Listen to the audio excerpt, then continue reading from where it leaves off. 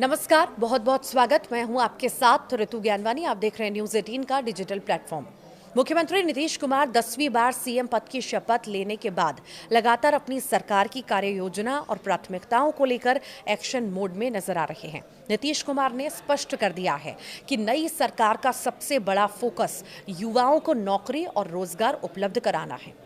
दरअसल मंगलवार को नई सरकार की पहली कैबिनेट के बाद नीतीश कुमार ने सोशल मीडिया पोस्ट शेयर करके कहा कि 7 निश्चय 2 के तहत साल 2020 से 2025 के बीच 50 लाख युवाओं को सरकारी नौकरी और रोजगार दिया गया है और अब अगले 5 सालों यानी कि 2025 से 30 में 1 करोड़ युवाओं को नौकरी और रोजगार देने का लक्ष्य तय किया गया है। दरअसल मुख्यमंत्री नीतीश कुमार ने सोशल मीडिया साइट एक्स पर पोस्ट शेयर करके लिखा। मुख्यमंत्री नीतीश ने कहा कि नई सरकार के गठन के साथ ही राज्य में उद्योगों को बढ़ावा देने और बड़े पैमाने पर रोजगार सृजन के लिए तेज गति से काम शुरू कर दिया गया है। बदलते बिहार के विकास को नई रफ्तार देने के लिए प्रौद्योगिकी और सेवा आधारित नवाचारों पर आधारित न्यू एज इकोनॉमी के निर्माण का निर्णय लिया गया है और इस दिशा में बिहार से जुड़े अग्रणी उद्यमियों के सुझाव लेकर नई योजनाएं और नीतियां तैयार की जाएंगी। नीतीश कुमार ने आगे कहा कि बिहार को वैश्विक यानी कि बैकएंड हब और ग्लोबल वर्क प्लेस के रूप में विकसित किया जाएगा।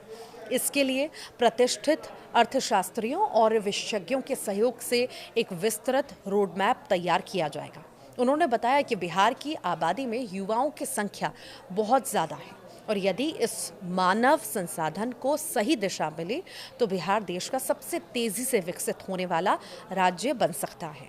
और इसी को ध्यान में रखते हुए बिहार को पूर्वी भारत का नया टेक्नोलॉजी हब बनाने की योजना है, जिसके तहत डिफेंस कॉरिडोर और semiconductor manufacturing park, global capability centres, mega tech city और फिनटेक सिटी की स्थापना की जाएगी। साथ ही उद्योगों के विस्तार के लिए व्यापक कार्य योजना को लागू किया जाएगा।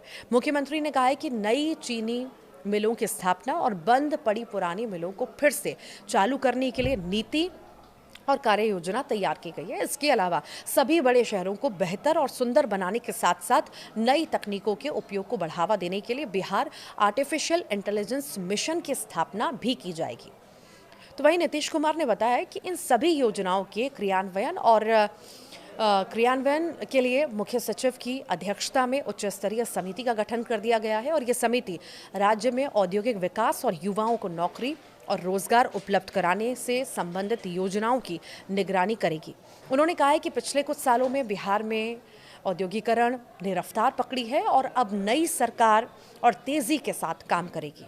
नीतीश कुमार ने कहा, राज्य में औद्योगिक विकास और युवाओं के लिए रोजगार के अवसर बढ़ाने के काम को हम लोग तेज़ी से आगे भी बढ़ा रहे हैं और जो काम हम शुरू करते हैं उसे पूरा भी करते हैं। नई सरकार के पहले दिन ही मुख्यमंत्री का ये रोड मैप स्पष्ट संकेत देता है कि आने वाले महीनों में बिहार में बड़े पैमाने पर औद्योगिक निवेश, रोजगार नीति और नई टेक्नोलॉजी आधारित परियोजनाओं पर जोर रहने वाला है। आप क्या सोचते हैं, ज़रूर बताइएगा।